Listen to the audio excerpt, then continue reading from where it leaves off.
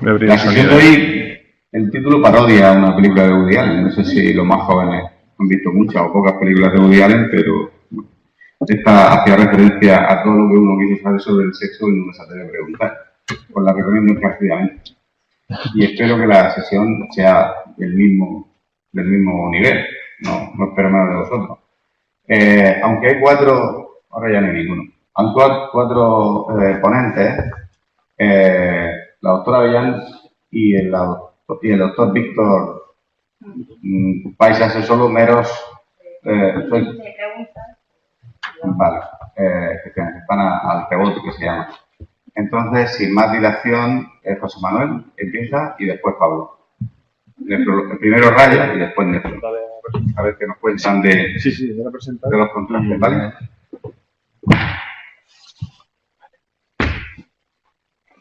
Ya no veo nada. Ahora sí. Vale, perfecto. Buenos días. Vamos a presentar de manera conjunta. Ahora. Vale. Ahora sí. Buenos días. Vamos a presentar de manera conjunta entre el servicio de radiodiagnóstico y el de nefrología la sesión general que hemos titulado Todo lo que siempre quiso saber sobre el contraste y nunca se atrevió a preguntar. Los objetivos de la sesión de hoy son entender qué es el contraste y por qué es útil e importante en práctica clínica, revisar las indicaciones del uso de contraste en las pruebas de imagen, discutir los aspectos más importantes a la hora de solicitar una prueba con contraste, conocer los problemas asociados al uso de contraste y cómo prevenirlos, y proponer el manejo óptimo de los pacientes que pueden presentar problemas al uso de contraste.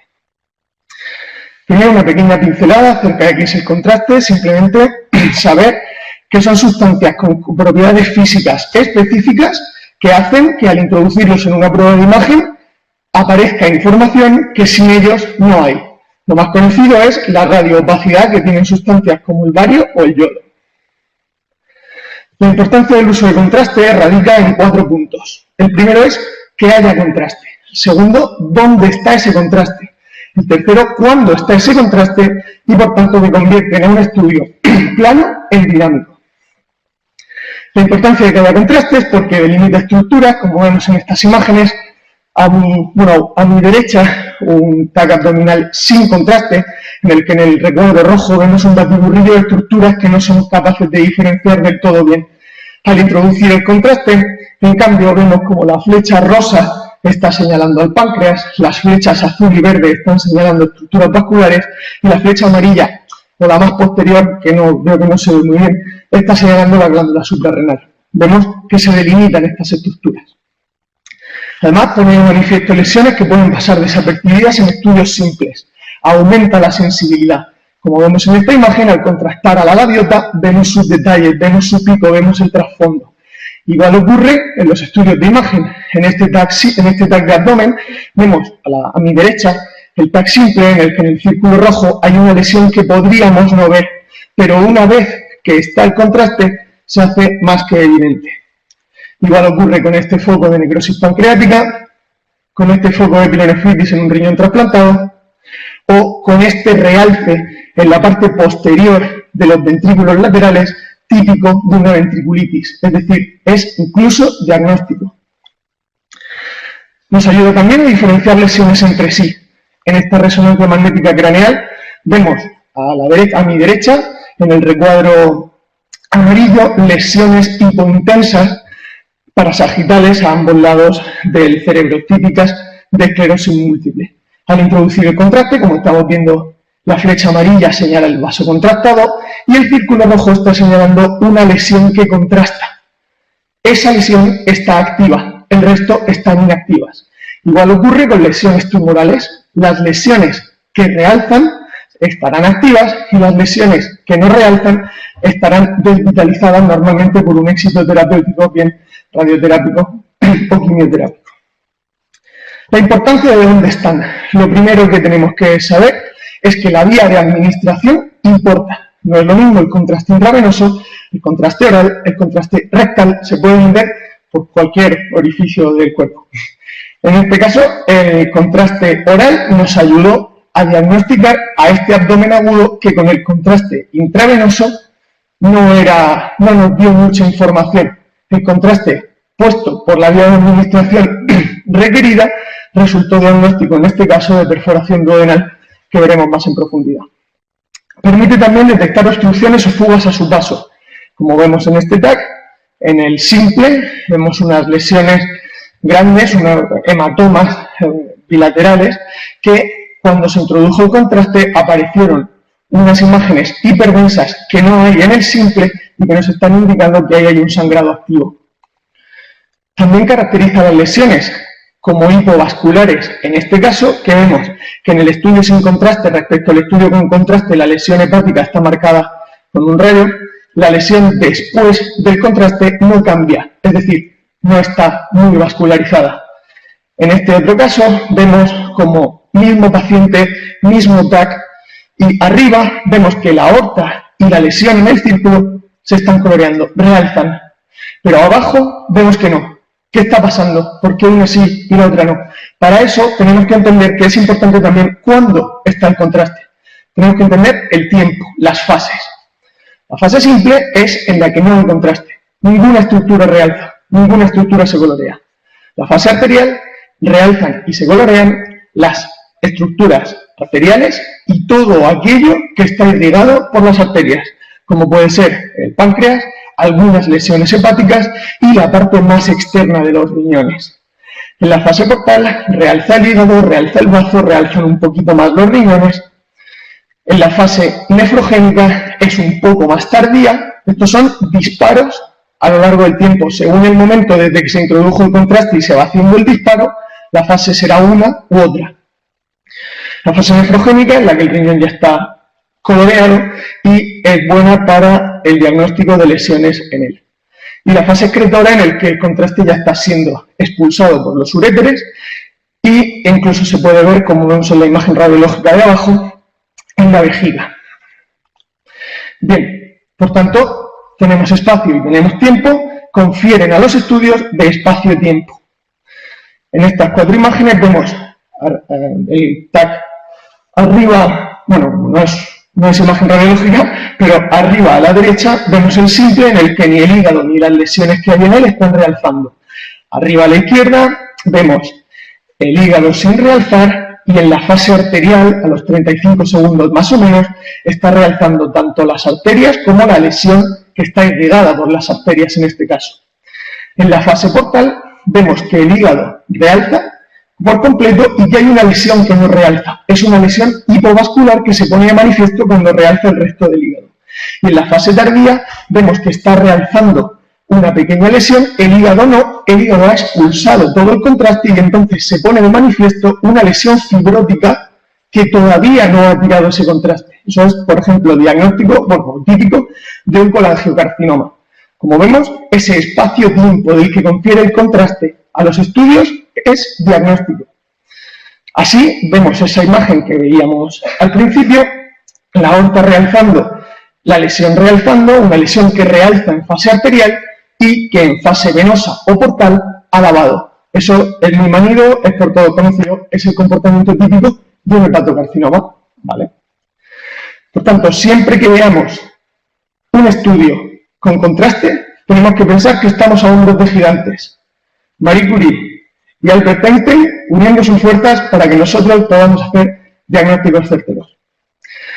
Así queda claro que el contraste aporta información sobre la integridad de las estructuras, aumenta la sensibilidad diagnóstica de los estudios, convierte estudios planos en dinámicos y es imprescindible para una valoración diagnóstica completa y de calidad. Estos serán los que están visualizando desde su casa, pensando un radiólogo, aquí hablamos de contraste, ¿ves? Pero esto no es lo que me pasa a mí día a día. A mí el problema que tengo con el contraste es más bien esto. Ha desayunado, es alérgico, madre mía, no lo sabe. Y el riñón, esa creatinina no me gusta. Que le tendría que haber puesto un suero, ¿qué hago con esto? ¿Qué hago? Tengo dudas sobre el contraste, ¿le hago la prueba? ¿No le hago la prueba? No os preocupéis, por eso estamos hoy aquí, para intentar solucionar un poco esto. Vamos a presentaros una pirámide en la que os vamos a dar, a la hora de hacer esa prueba ante un paciente con dudas, se le hace la prueba o no. Os vamos a dar unos aspectos de menor a mayor importancia.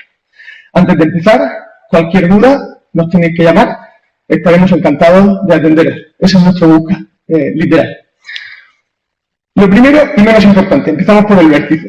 Signos indirectos en el estudio simple. Esto es cuando venís y nos decís, uy, vamos a hacerle, tengo dudas, no sé si le puedo poner contraste, vamos a hacerle un tag y vamos a ver qué se ve. Bien. Vamos a ver neumoperitoneo, líquido libre, derrame pleural, etc. Hay que tener mucho cuidado, muchos. Son signos muy inespecíficos y lo más común es que nos confundan.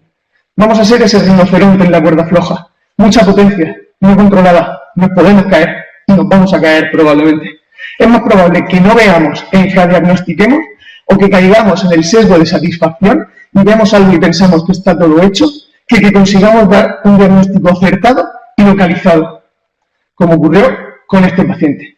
Un paciente que se le hizo un simple, entró por urgencias, se le hizo un simple y veíamos un neumoperitoneo, veíamos el líquido libre, está señalado con las flechas rojas. Vale, el paciente estaba mal, estaba quirúrgico, pero no es lo mismo decirle al cirujano, hola, ahí toma, y ya te la guisas tú, que decirle, hacerle el contraste, ver que con el intravenoso no era suficiente y con la sospecha diagnóstica de ese abdomen agudo y eso que veíamos, decidimos ponerle contraste oral y vimos esa fuga que nos permitió no solo diagnosticar la perforación, sino localizarla en el duodeno.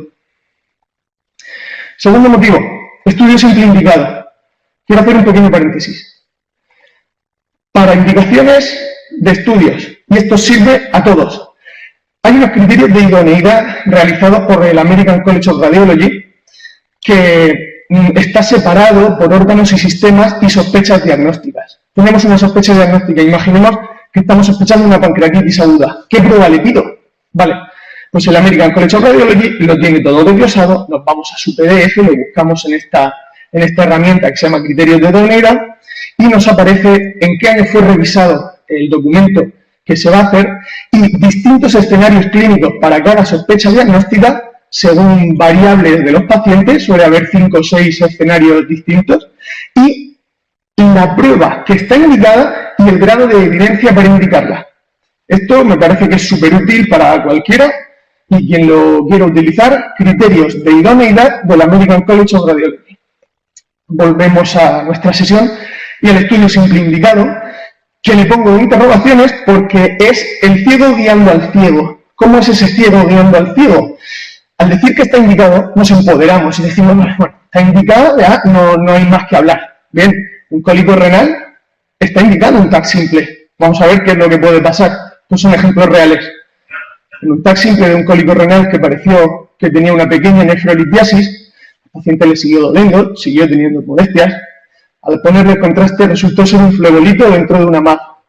Paciente similar, lo que parecía un quiste Bosniak 2F, resultó ser un aneurisma renal con las paredes calcificadas.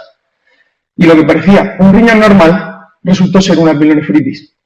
Por tanto, mucho cuidado, mucho ojo con el estudio simple que está indicado y pensar en el ciego guiando al ciego.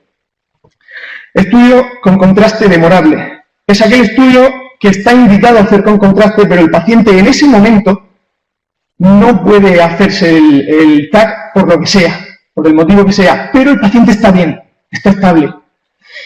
Lo ideal es controlar ese motivo por el que nos está disuadiendo de hacerle la prueba de imagen y entonces realizarle la prueba que está indicada, siempre y cuando su estado lo permita. Como ocurrió con este paciente con cáncer de pulmón, que tenía una cefalea, que estaba apático, fue a urgencias, la creatinina estaba un poco tontorrona, el paciente estaba febril y estable. Se decidió hacer un TAC simple, muy inespecífico, edema cerebral, no vemos nada. Se acabó haciendo la prueba con contraste, evidente. Vale. Si se hubiese manejado bien desde el principio, se le hubiese ahorrado una dosis de radiación o probablemente las dos, porque lo indicado hubiese sido una resonancia magnética con todas las secuencias que no solo nos habría permitido diagnosticar esa lesión, sino otras más. Reacciones adversas pasadas, y en este punto me voy a parar un poquito más. Las reacciones adversas pasadas o reacciones adversas al contraste pueden ocurrir la primera vez que se administra. No hay que pensar en alergia al contraste. Tiene que haber entrado en contacto con. No es así. Es un mecanismo no completamente conocido, se habla de la histamina y de la mediación con eosinófilos y basófilos circulantes, y por ello puede haber reacción sin sensibilización previa. Tengo que dar otra pequeña pincelada del contraste, va a ser muy breve. Hay que saber que antes se utilizaban los compuestos hiperosmolares e iónicos, los ATO, que son los que vemos a la derecha. Como veis, un catión, por ahí, que está preparado para interactuar con todo a su paso. Cabrea a los eosinófilos y a los basófilos, por eso está triste. En cambio, se empezaron a utilizar los compuestos hipo o isoosmolares no iónicos. Se les añadió un grupo de alcohol y al darle alcohol, el eosinófilo se puso contento. Ya no estaban las moléculas interaccionando con todo, ya no eran iónicas y ya habían bajado su osmolaridad, tenían menos peso. Eso lo que permite es que los estudios que hay sobre reacciones adversas son casi todos sobre los hiperosmolares, sobre los ATO. Cada vez hay menos reacciones adversas. Bien, en estas reacciones adversas, ¿qué ocurre? Hay que diferenciar las agudas, que son las que nos preocupan, son las que ocurren en la primera hora, y hay leves, moderadas, graves y letales. Y por eso son las que nos preocupan. Las crónicas, que ocurren entre 1 hora y 1 semana, son más bien de carácter cutáneo. El screening del riesgo que hay que hacer es simplemente saber qué probabilidades tiene mi paciente de hacer una reacción. Lo más importante, haber tenido una reacción adversa al contraste es lo que más predispone. Antecedente familiar, ¿vale? También. Otras alergias, asma o dermatitis, y donde pongo otras alergias es cualquiera. Lo del marisco, lo de alergia al yodo, ya lo hablamos, pero más adelante, pero son mitos. Otras alergias en general. Y ninguna contraindica, ninguna. Lo que sí está contraindicado es hacer un screening mediante PIC test u otras pruebas de inducción, porque se ha demostrado y hay evidencia de que no predisponen, o sea, no son capaces de predecir que no vaya a hacer una reacción alérgica si es negativo, pero en cambio la propia prueba de inducción puede provocar una reacción grave. Así que está contraindicado. La ACR, la American College of Radiology, en 2020 ha hecho un documento acerca de la premedicación. Sus beneficios están demostrados. En alta osmolaridad están muy demostrados. Hoy día están en desuso, pero es una información que nos vale para extrapolar. En baja osmolaridad se ha demostrado que bajan las reacciones leves y ante las reacciones graves está un poco en duda todavía porque el número necesario a tratar es muy alto. Aún así, como los riesgos son muy leves y sobre todo los indirectos de estar más tiempo en el hospital, está indicado premedicar únicamente a los pacientes con antecedentes personales de reacciones adversas al contraste. Únicamente a esos. ¿Cómo sería la premedicación? Ahí está el protocolo, se basa en corticoides y en antihistamínicos. Esto os llegará porque queremos hacer más adelante un documento, pero la electiva se basa, lo dicho, en corticoides y antihistamínicos y la urgente mínimo 4 horas antes, si no es con 4 horas antes de introducir el contraste, no sirve de nada. Y otra cosa muy importante, hay que cambiar el compuesto de contraste al que le hizo reacción. Recordad que estamos premedicando a los pacientes que tuvieron una reacción adversa al contraste. Hay que saber qué sustancia era y no utilizar la misma otra vez. Lo que me podéis preguntar es, ¿y si no tengo 4 horas? Vale. En ese caso es una emergencia en un paciente que ha tenido una reacción adversa al contraste. Se avisa al radiólogo y el médico prescriptor de la prueba debería acudir con el paciente. Lo ideal sería también que hubiese un médico especializado en intubación, un anestesista, por ejemplo. Y ante cualquier reacción adversa, repito, hay que anotarlo en la historia clínica la sustancia utilizada como contraste. Una última cosa de la premedicación, no es la panacea, no es ponerle la premedicación y nos hemos quedado tranquilos. Hay las que se llaman las breakthrough reactions, que son reacciones a pesar de premedicar. Ocurren en el 2,1 de los pacientes. Es cierto que la gran mayoría, cuando se les premedica, o las reacciones son iguales o son más leves, pero hay un pequeño porcentaje que pueden pasar de leves a graves. El tratamiento sobre las reacciones adversas excede los contenidos de la sesión general. Ahí está, por si alguien lo quisiera. Y una pequeña pincelada sobre el embarazo. En el embarazo y en la lactancia, el contraste ha demostrado ser seguro. El problema tendríamos con la radiación, pero el contraste es seguro. En cuanto al tiroides, en un tiroides normal no hay ningún problema. El contraste está contraindicado en tormenta tiroidea. Pacientes con tormenta tiroidea, y hay que saber que interfiere en procedimientos con yodo radiactivo y precisa de un periodo de lavado. Quinto punto, el riesgo-beneficio. Hemos hablado de los riesgos. Ahora, tenemos ese paciente polémico, ¿no? Con controversia, ¿qué hago? No sé muy bien qué hacer. Vale, en ese caso lo que os proponemos es que nos llaméis, que hablemos, que veamos las alternativas que tenemos, que veamos qué posibilidades hay y que entre todos intentemos tomar la decisión conjunta. Vamos a tomar mejores decisiones por nuestros pacientes juntos, en equipo.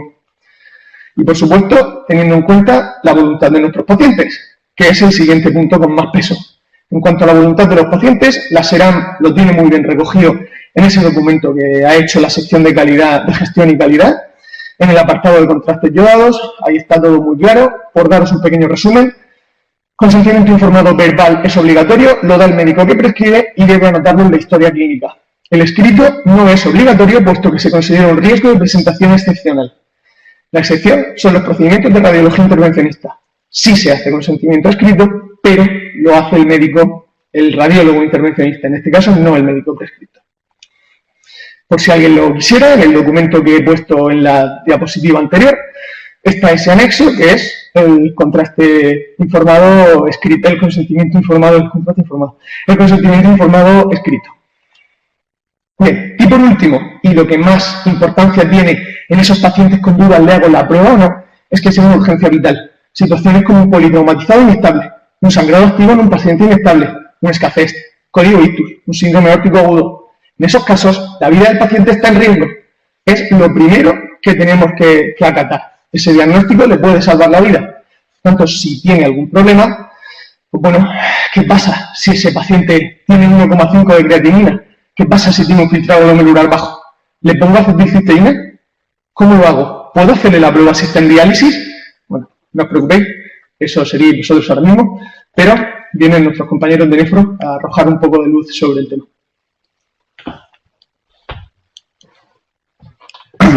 Buenas, yo soy Pedro Pablo de nefrología y voy a tratar un poco de esclarecer un poco estos enigmas y hablar de ese efecto adverso nefrológico, concretamente la nefropatía post-contraste yodado. Bueno, para empezar se trata de un daño renal agudo que se manifiesta con un aumento de creatinina basal en más de 50% a los 7 días, o un aumento al menos 0,3 de basal a las 48 horas, o bien una disminución precoz de la diuresis durante 6 horas. Hasta ahora se venía hablando de una nefropatía inducida por contraste que hablaba de un daño renal directamente atribuible a ese contraste. Pero realmente, siendo más realistas, y el término que se acuña recientemente es el de nefropatía post-contraste, dado que no se ha conseguido separar el daño renal producido por el contraste de un daño renal producido por las otras comorbilidades que acostumbran a presentar los pacientes que desarrollan esta patología. Por tanto, la nefropatía post-contraste nos hablaría de un daño renal relacionado o en el contexto de la toma de contraste, mientras que la inducida por contraste nos hablaba de un daño renal directamente atribuible al contraste. Para empezar, quisiera exponer un concepto básico, que es el de la reserva funcional renal, que no es otra cosa que esa capacidad del riñón para adaptarse ante situaciones de agresión renal que exijan una mayor capacidad funcional del riñón. Esta adaptabilidad se va perdiendo con agresiones renales repetidas hasta el punto en que hacen más fácil a esos pacientes, a esas personas, desarrollar un fracaso funcional agudo, y ese fracaso funcional agudo tanto será más grave cuanto menor reserva funcional renal le quedan a esos pacientes, y por tanto más fácilmente desarrollarán una enfermedad renal crónica. Dicho esto, bueno, vamos a ponernos con nuestros pacientes. La mayoría de los pacientes hospitalizados se mueven con funambulismo y haciendo malabares entre estas comorbilidades. Algunos las tienen todas, otros tienen varias de ellas, pero lo más normal, lo más frecuente es que suelen presentar al menos varias de ellas. El riñón, ante estas situaciones de agresión renal cronificadas, normalmente pues suele tirar de esa reserva funcional renal, de esas fuerzas de flaqueza, e intenta mantener un filtrado que esté a la altura de las exigencias. Sin embargo, este delicado equilibrio, si nosotros introducimos de forma brusca pues otra agresión como el contraste, puede hacer que se rompa ese delicado equilibrio y desarrollar una nefropatía post-contraste. que puede manifestarse mediante dos entidades nosológicas distintas. Una sería la necrosis tubular aguda leve, que es por definición la nefropatía postcontraste, y otra sería la nefritis tubulointersticial, más infrecuente, pero bueno, que también puede darse de esa forma. El mecanismo principal de daño que se produce para la necrosis tubular aguda leve es el hemodinámico, por vasoconstricción renal directa debido a la osmolaridad o por desequilibrio óxido-nítrico, endotelina y adenosina. El segundo mecanismo de daño en importancia sería el osmótico, como podéis ver muy relacionado con el hemodinámico, por reducción del filtrado glomerular, aumento de natriuresis e hipoxia. Y el tercer mecanismo de daño renal sería el tubular, por citotoxicidad directa a las células tubulares renales. Bueno, con respecto a la epidemiología de esta enfermedad, afecta al menos del 1% a la población general y al más del 5% a los pacientes con insuficiencia renal. Si presentan diabetes mellitus, se puede potenciar hasta un 20%. La tercera causa es el fracaso renal agudo intrahospitalario y, pese a ello, se encuentra muy diagnosticada, probablemente por ese carácter escurridizo, que es una enfermedad que aparece y desaparece, ¿no? Que tiende a la autorresolución y, por tanto, eso hace que sea muy raro encontrarse en el evolutivo de un paciente un informe médico que durante su ingreso hospitalario ha desarrollado, pese a que lo haya hecho, una nefropatía postcontraste.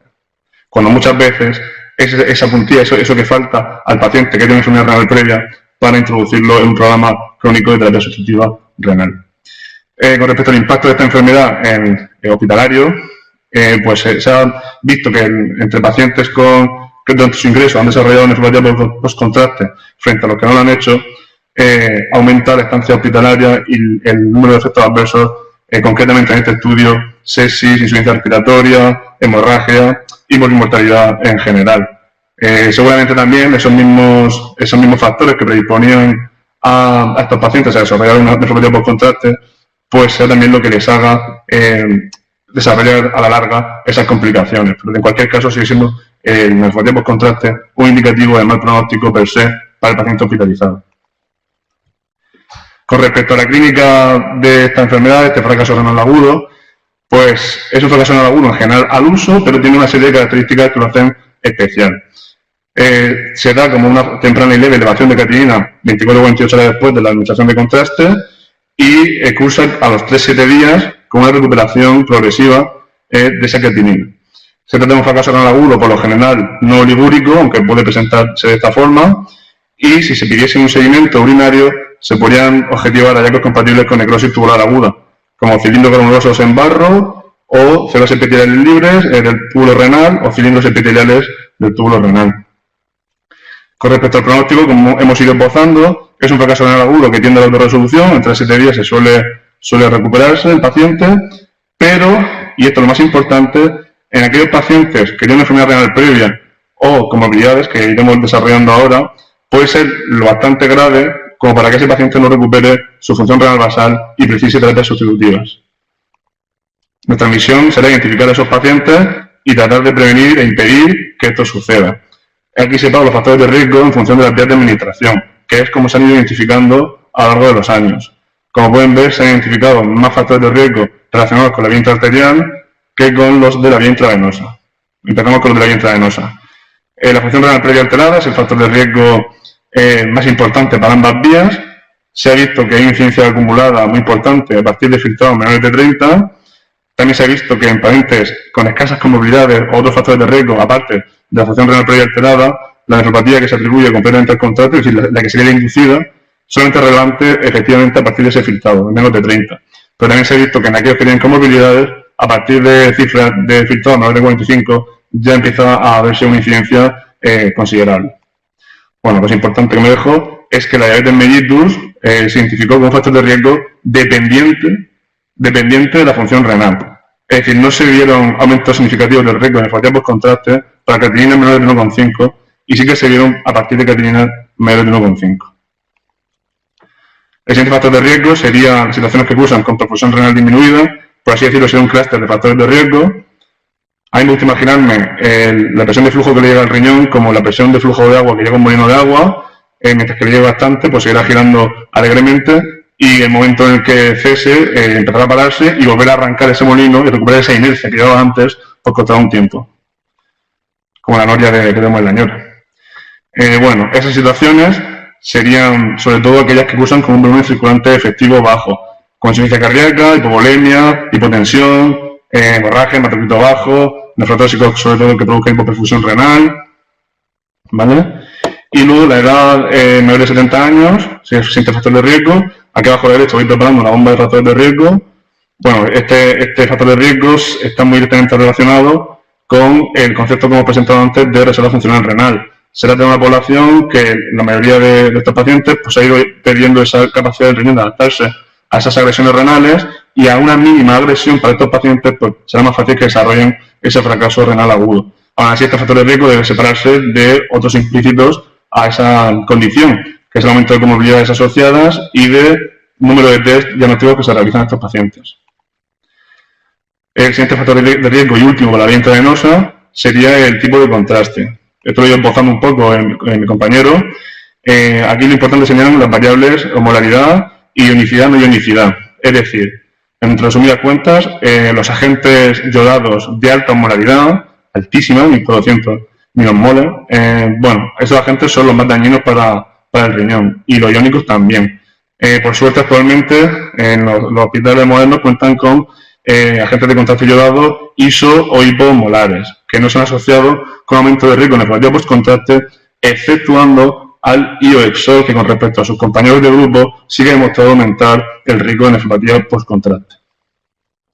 Una vez que tenemos todos nuestros factores de riesgo, pues bueno, sería muy fácil que un paciente con todo esto desarrollase un fracaso renal postcontraste. Aunque yo he querido agruparlos todos e ir apuntando uno a uno, no es raro si lo pensamos que un paciente de los que tenemos priorizados tenga al menos 2 o 3 de estos factores de riesgo.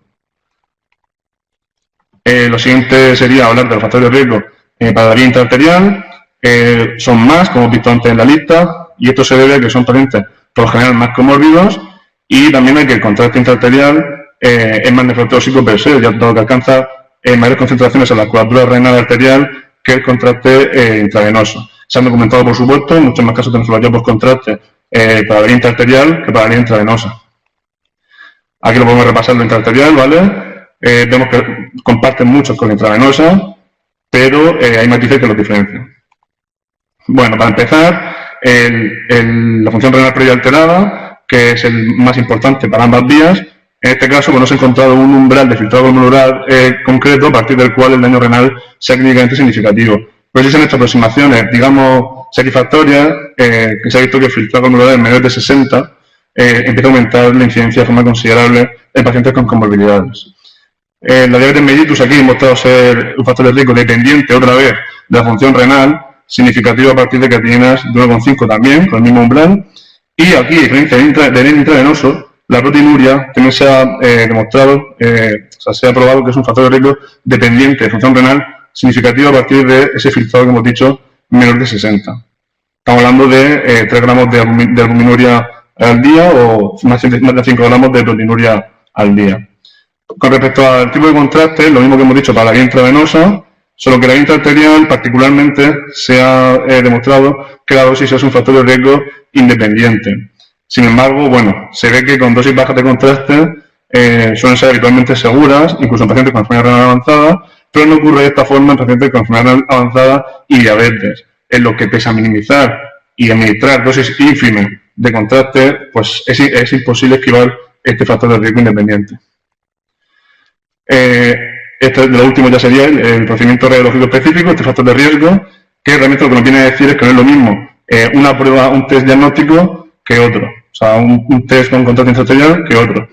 Hay más riesgo, por ejemplo, asociado a la coronografía terapéutica que la diagnóstica, aunque es un factor de riesgo que es fácilmente desglosable en otros factores de riesgo conocidos, de los que hemos ido hablando. Por ejemplo, para empezar, que el intraarterial va a ser siempre más nefrotóxico que el intravenoso, que es una constante. La dosis tiempo de la prueba, que es un factor de riesgo variable independiente de la prueba, y cómo está el paciente, es decir, qué volemia tiene el paciente. O sea, no va a ser el mismo paciente el que vaya a hacerse una coronografía diagnóstica en cuestiones de perfusión renal que un paciente que se va a hacer, por ejemplo, una geografía exploratoria cerebral. La hiperglucemia, sorprendentemente, se demostró como un factor de riesgo independiente. Desde que hemos dicho que la diabetes mellitus es un factor de riesgo dependiente de función renal. Se llegó a ver hasta una relación lineal entre las cifras de glucosa en sangre y el riesgo de desarrollar nefropatía postcontraste. Esto se trató de explicar viendo que probablemente los pacientes que conocen que tienen diabetes, que están diagnosticados de diabetes, mantienen glucemias mejores controladas que los pacientes que no se han diagnosticado, no son conocidos como diabéticos. Pero eso no quita que o sean prediabéticos o sean diabéticos sin diagnosticar. Con respecto a los YECAS y a la 2, bueno, se ha hablado mucho, se ha estudiado mucho sobre estos fármacos. Se ha visto que mantenerlos o quitarlos no supone ningún beneficio y sí perjuicios derivados de retirarlos por un mal control de hipertensión. Y con respecto a la mieloma múltiple, se ha sugerido, se ha postulado una reacción al contraste de las cadenas ligeras, pero no se han conseguido separar factores de confusión todavía de los estudios, por lo que son factores de riesgo que no terminan de estar claros. Una vez que hemos todos estos factores de riesgo de arriba abajo para la intraarterial, nos pueden recordar a dos tipos de pacientes, sobre todo uno de ellos. Si los agitamos y los mezclamos, pues nos puede salir un buen cardiópata, ¿vale? Que aúna casi todos estos factores de riesgo que hemos visto. Aquí pongo, una vez que tenemos ya identificado los factores de riesgo en según qué vía de administración, pues ¿para qué entonces hacemos la profilaxis, no? ¿Cuántas de esas personas están tan en riesgo como para tener que hacer la profilaxis? Pues serían, para el contexto intravenoso, aquellas personas con filtrado menor de 30 que tienen un fracaso renal agudo concurrente y filtrado menor de 45 que asocian otras comorbilidades y otros factores de riesgo de los que hemos visto para la vía intravenosa. Con respecto al contraste intraarterial, más de lo mismo, filtrado menor de 30 y fracaso renal agudos concurrentes, pero con la diferencia de que a filtrados, o sea, la cota estaría más alta, a filtrados menores de 60 con comorbilidades y factores de riesgo de la intraarterial, ya tendríamos que poner profilaxis, es decir, prácticamente en todos los pacientes. No está indicada la profilaxis en pacientes que se encuentran en diálisis.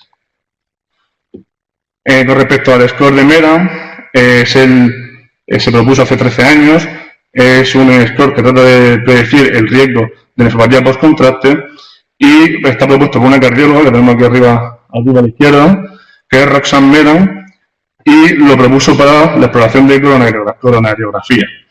Después de esos 13 años, se hizo un estudio que se preguntaba si después de 10 años sigue siendo la más útil este score. Y como podéis ver en la gráfica de la derecha, pues de lo predicho a lo observado, hay muy poca diferencia. O sea, sigue siendo el más preciso de los propuestos para la coronariografía, ¿vale? Se ha probado siempre para la coronariografía.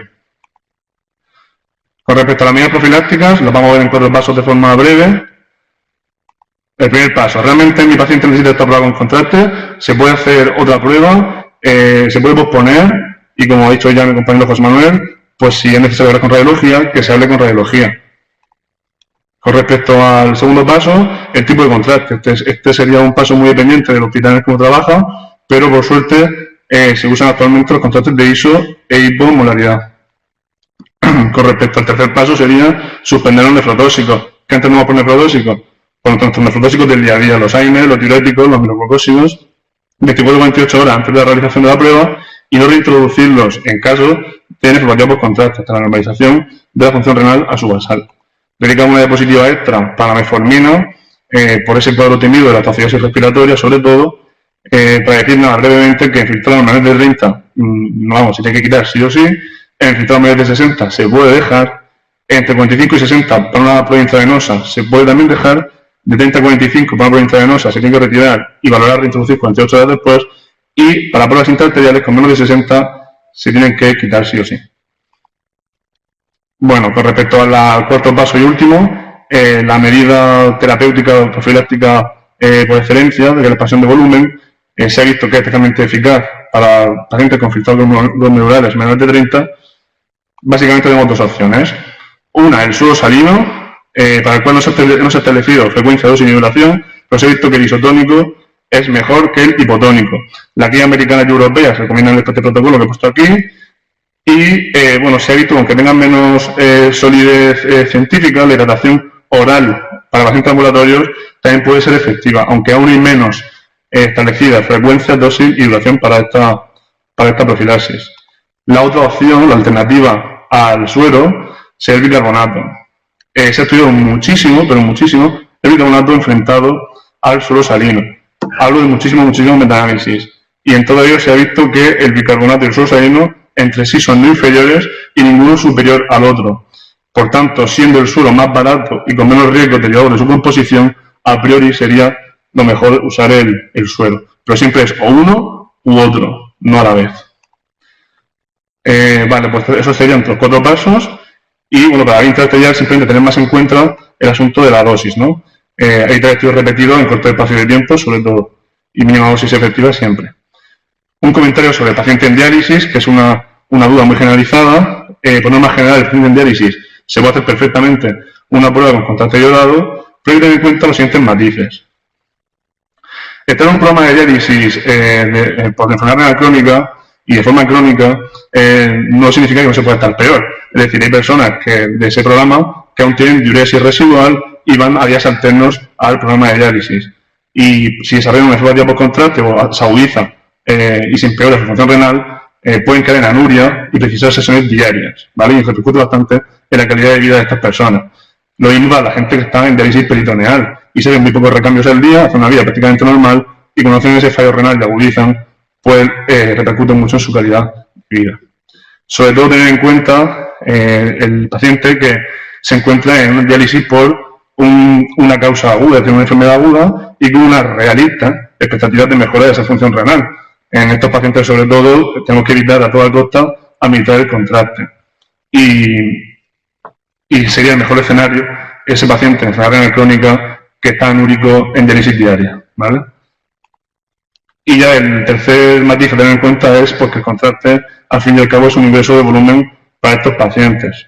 Hay pacientes con función renal muy deteriorada que controlan muy mal los volúmenes o pacientes que tienen insuficiencia cardíaca, que lo mismo. Y eso tiene que tenerse en cuenta. En esta presentación quiero romper un poco la inercia que se viene llevando, que es la creencia que hay que dializar urgentemente de forma extra después de un test con contraste. Antiguamente con los contrastes hipermolares iónicos se hacía mucho y hoy día aún hay gente que sigue teniendo esa inercia. Se ha visto que no hay ningún tipo de avance científico para esta práctica, incluso se ha intentado no solamente dializar después del contraste, sino dializar a la vez que se hace una prueba en contraste para ver si así se evita el daño. Se ha visto que la lesión por contraste iodado tiene lugar en los primeros 20 minutos de la administración del contraste, que es cuando alcanza su pico en plasma. Y se ha hecho, como he dicho, la prueba con contraste a la par que se ha ido dializando. Y se ha visto que ni siquiera de esa forma se consigue evitar ese daño y ese pico a los 20 minutos. O sea que no solamente no es útil la diálisis por contraste, sino que no es útil la diálisis simultáneamente a la toma de contraste. O sea, en resumidas cuentas, por contraste no hacemos diálisis, no hay ningún tipo de evidencia científica y no está indicada. Ahora bien, diálisis pre-contraste puede ser deseable, puede ser recomendable, particularmente en aquellos pacientes con difícil manejo de volúmenes, como he comentado antes. Voy a hablar solamente de otras medidas estudiadas de la cisteína, aunque hay muchísimas. Digamos que en el banquillo de la profilaxis terapéutica sea la primera, la que está calentando, pero nunca llega a salir, ¿no? La oral se ha estudiado muchísimo, la vía oral, para este fármaco, y hay mucha diversidad de resultados, por desgracia, los de mayor envergadura, de estudios de mayor envergadura, pues no lanzan hallazgos concluyentes. Sin embargo, como es muy poco tóxico en general, pues las guías que digo recomiendan que se asocie a la profilaxis terapéutica. La vía oral. Para la vía intravenosa sí que se han documentado efectos adversos de tipo anafilactoide y en ningún caso se deberá administrar como profilaxis. Esto es muy importante.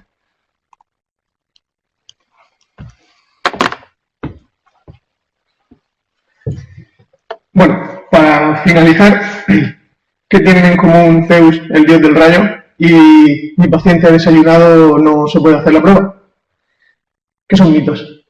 Lo del desayuno, lo único que conlleva es un día más de ingreso, ¿vale? El problema sería porque el paciente vomite en el TAC, no tiene mayor problema, ¿vale? Si se tiene que hacer la prueba, para adelante.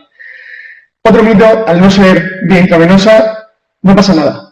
Se han descrito las mismas reacciones adversas por cualquier vía de administración. Si nunca se ha puesto contraste, no puede tener alergia. Como hemos comentado, otro mito. Puede tener una reacción adversa desde la primera, porque no es una alergia como tal. Tercer mito. ¿Tiene usted alergia al marisco?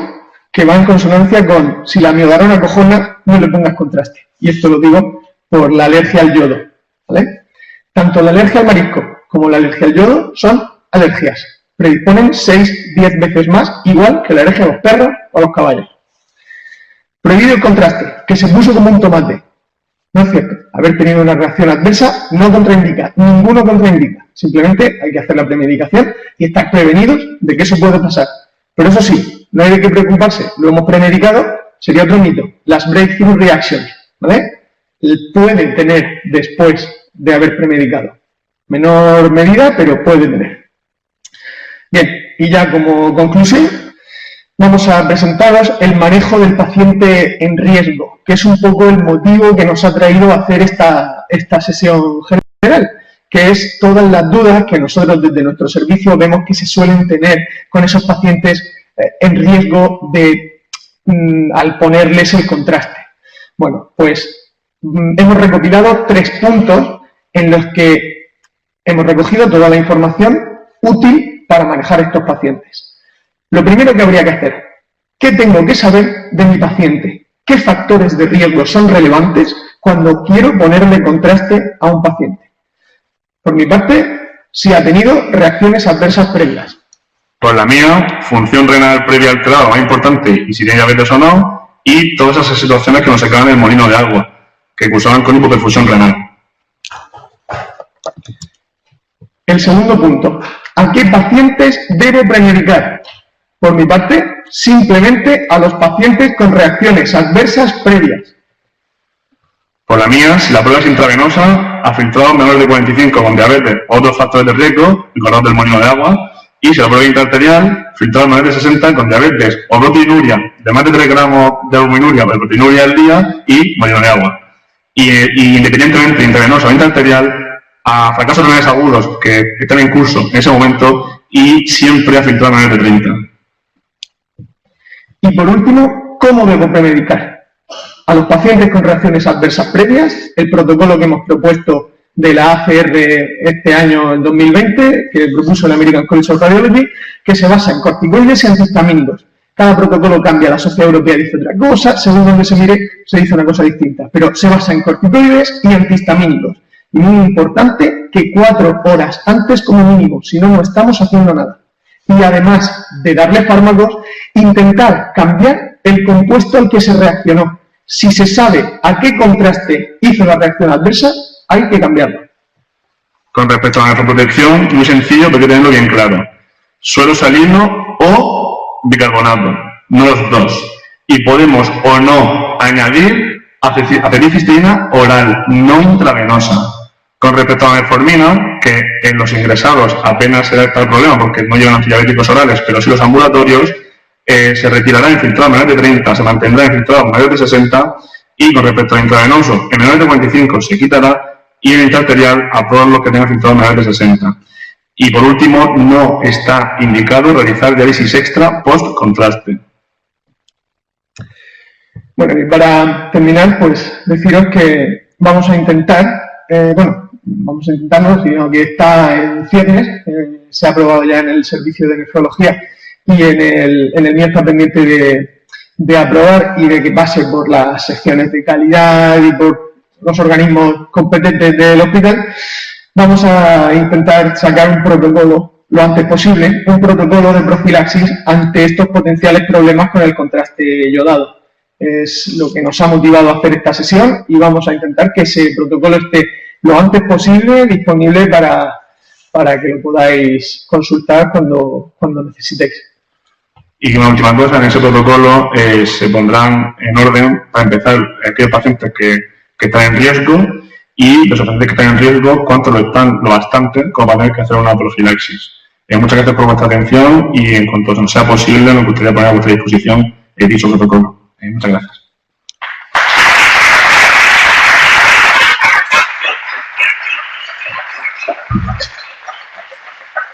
Muchísimas gracias.